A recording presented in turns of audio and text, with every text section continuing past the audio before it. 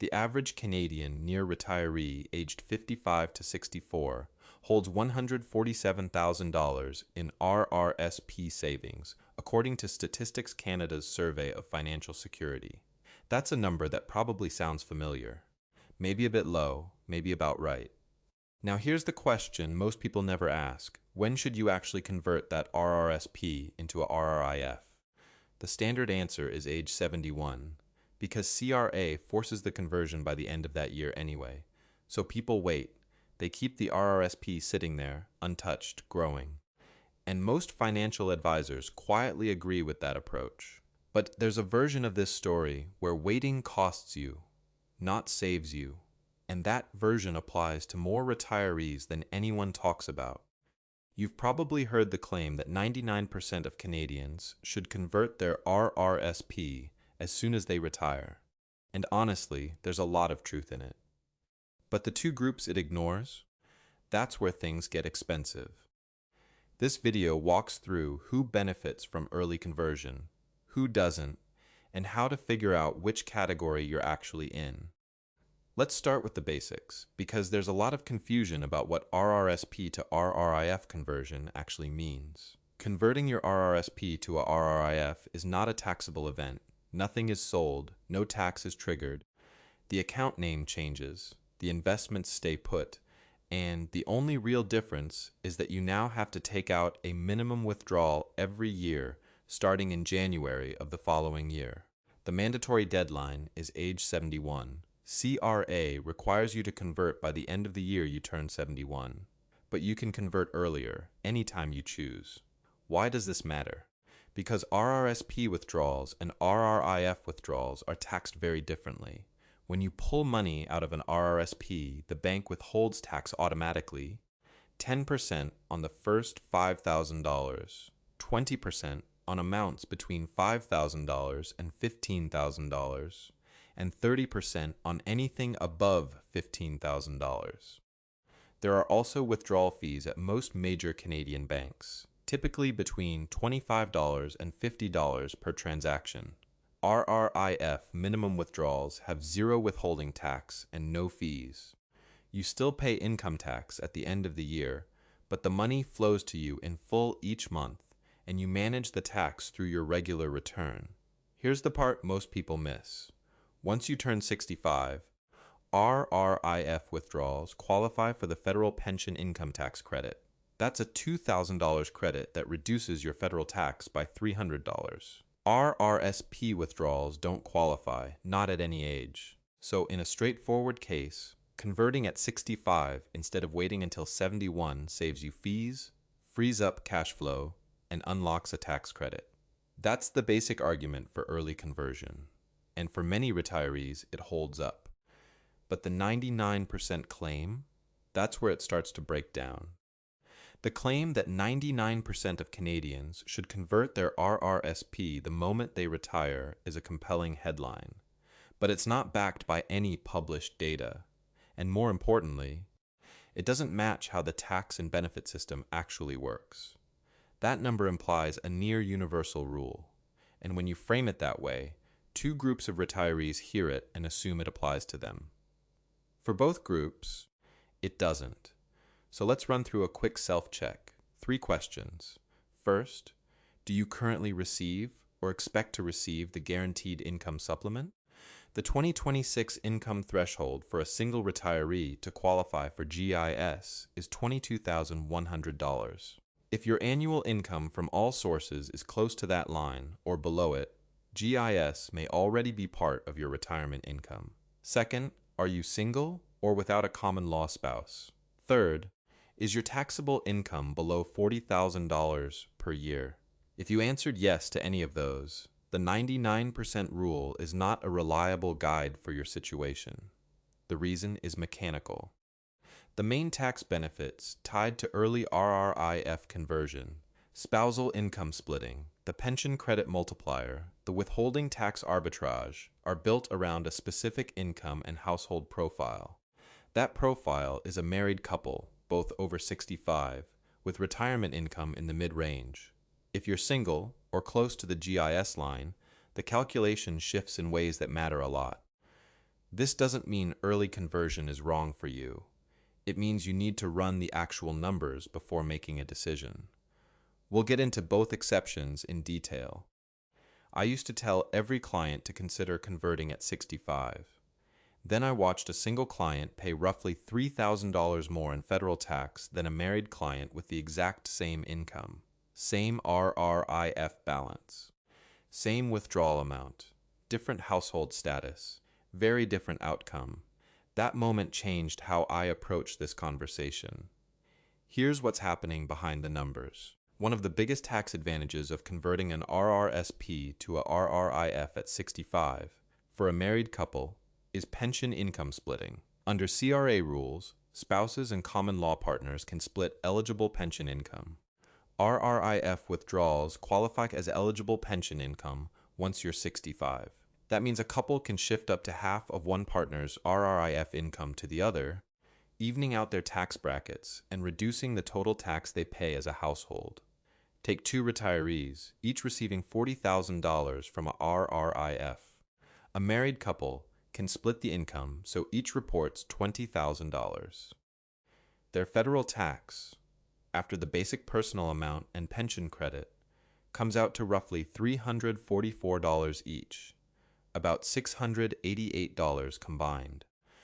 A single retiree with the same $40,000 pays approximately $3,344 on their own, with no splitting available.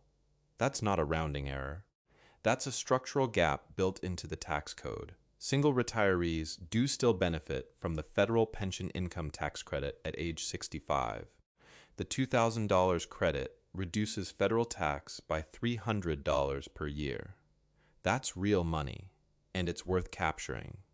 But it's a fraction of what a married couple saves through income splitting. If you're single and considering early conversion, the pension credit is worth having. Just don't go into it expecting the same outcome as someone with a spouse.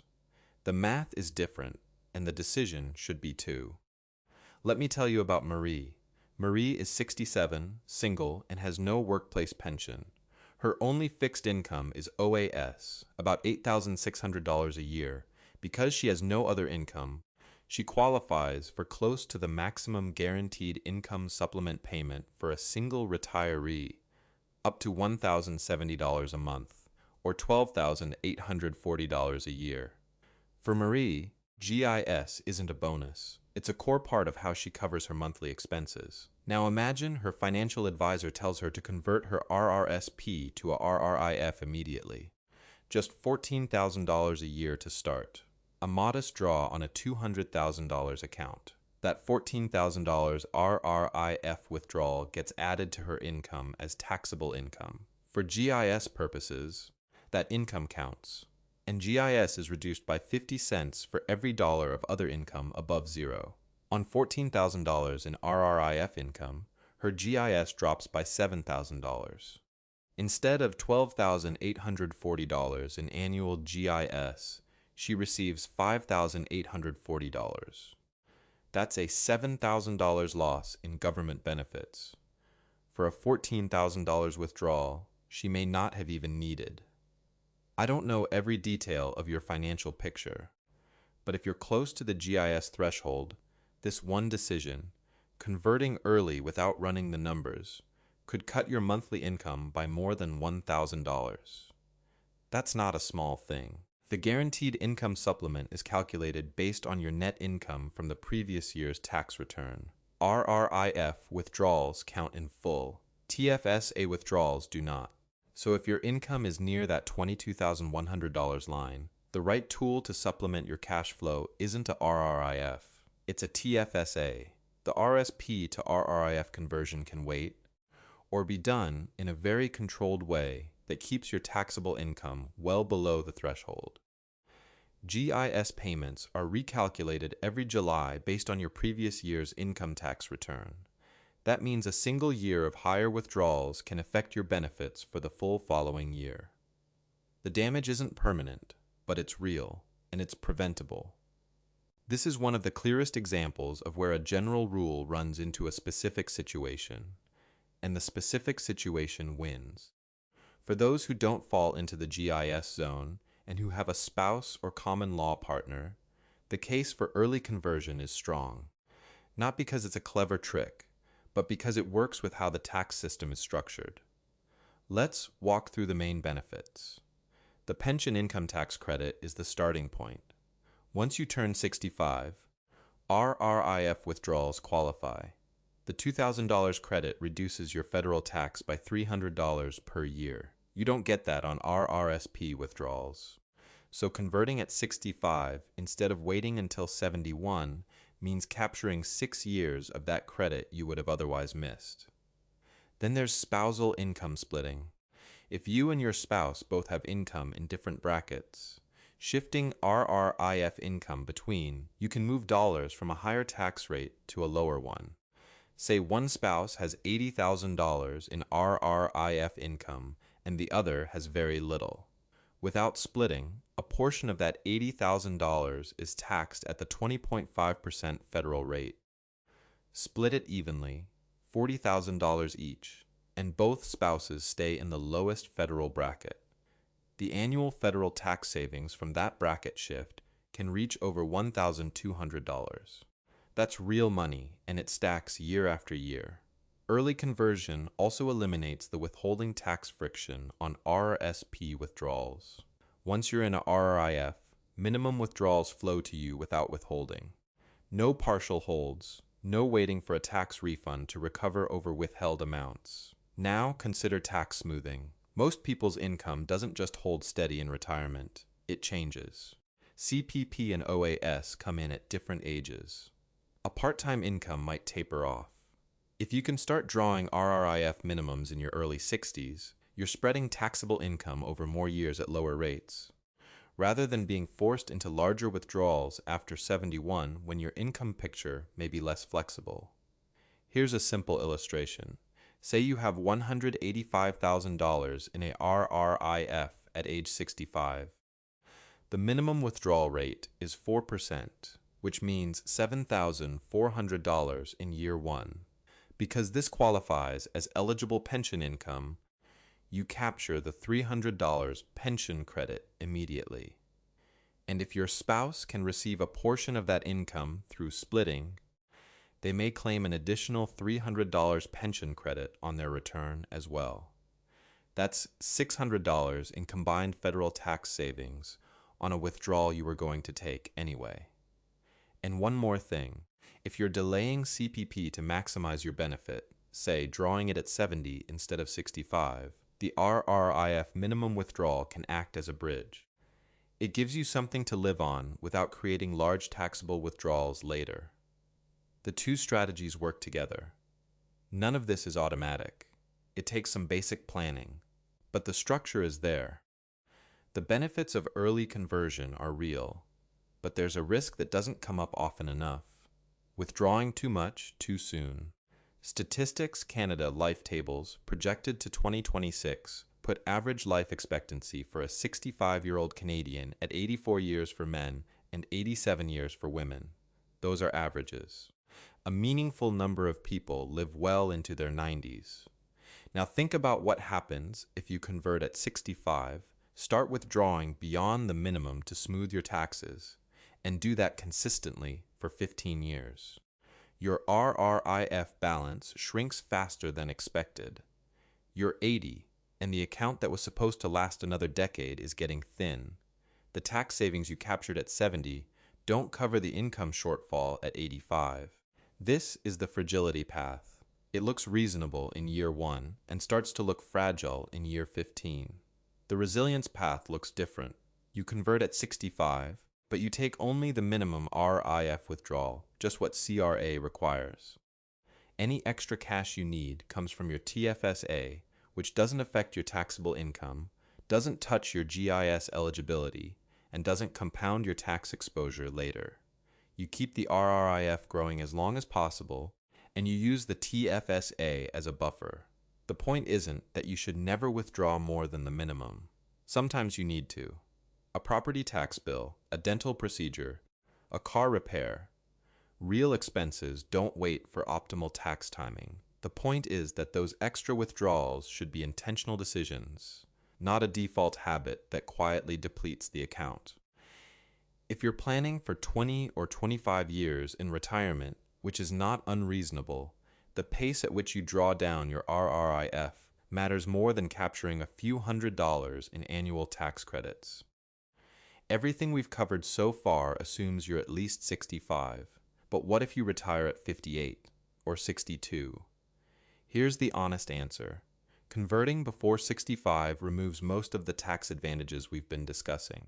The federal pension income tax credit only applies to RRIF withdrawals once you reach age 65. Before that, RRIF withdrawals are treated the same as RRSP withdrawals, regular income with no special credit attached.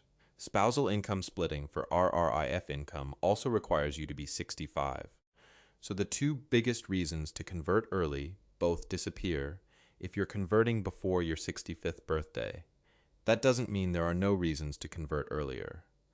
But those reasons are situational, not universal. Estate planning is one. An RRSP at the time of death is fully included as income in the year of death, unless a spouse is named as beneficiary, which defers the tax until the surviving spouse's death. On a $500,000 account without that designation, the tax bill at a 50% marginal rate could be $250,000. For a RRIF, naming your spouse as successor annuitant achieves the same deferral. For couples where one partner is in poor health, making sure those beneficiary designations are in place matters more than which account type you're holding. LIRA and LIF accounts work differently. A locked-in retirement account can convert to a life income fund as early as age 55, depending on your province, with the same minimum withdrawal structure as a RRIF. These accounts have their own rules on maximum withdrawals and unlocking provisions, province-specific, and worth reviewing with a qualified advisor before you make any moves.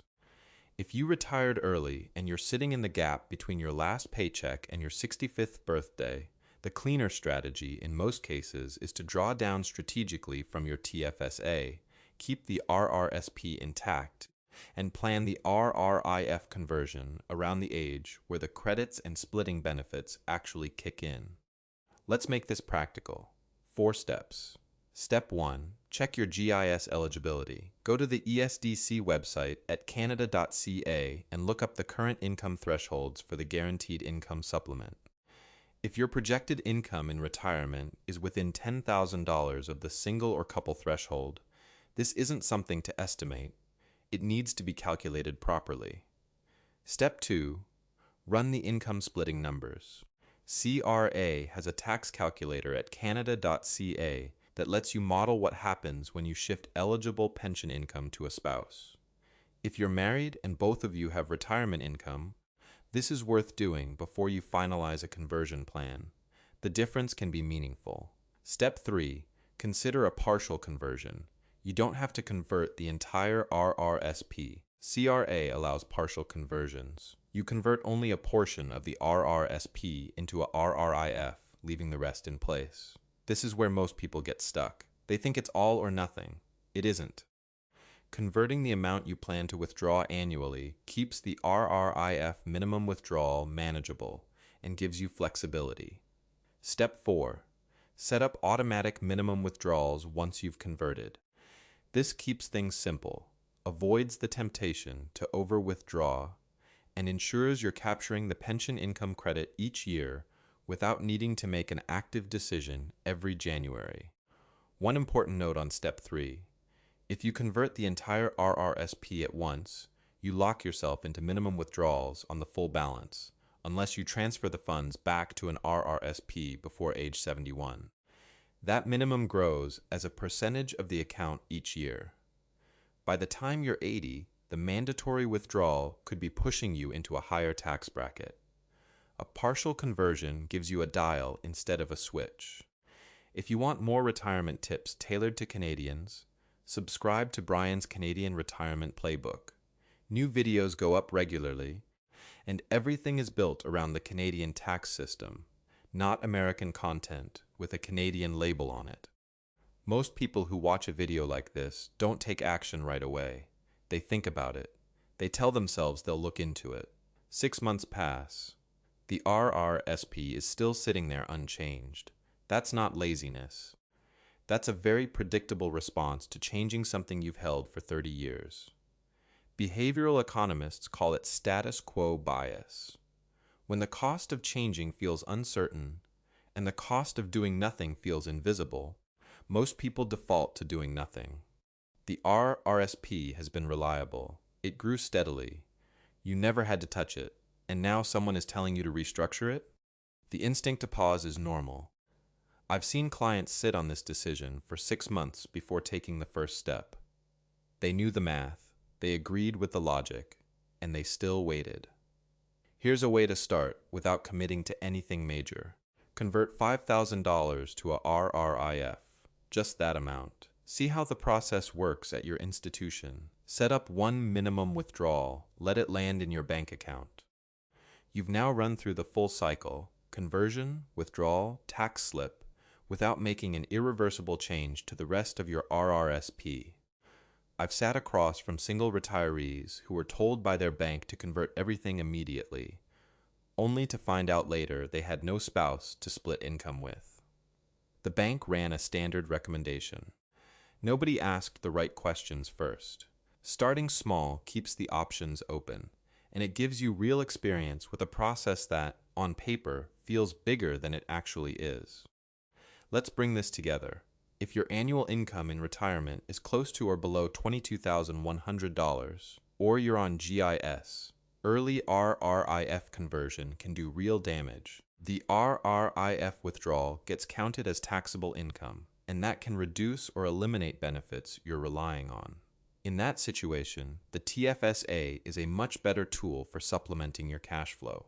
If you're single, the conversion math still works. But the numbers are smaller than what a married couple sees. The pension income tax credit is worth $300 a year in federal tax savings. That's worth having. But the large savings from income splitting don't apply to you, so calibrate your expectations accordingly. If you're married, over 65, and above the GIS income threshold, early conversion makes sense for most people. Convert a portion of your RRSP at 65, take the minimum RRIF withdrawal, use the pension credit and income splitting, and let the TFSA handle the gaps. And regardless of where you sit, only withdraw what you need. The RRIF is not a tax trick to be optimized in year 1 and forgotten. It's an income structure that needs to last 2 decades or more. The 99% rule gets a lot right, but the 2 groups it misses aren't small edge cases. They're real people with real income situations that don't fit the standard template. If these topics are useful to you, subscribe to Brian's Canadian Retirement Playbook.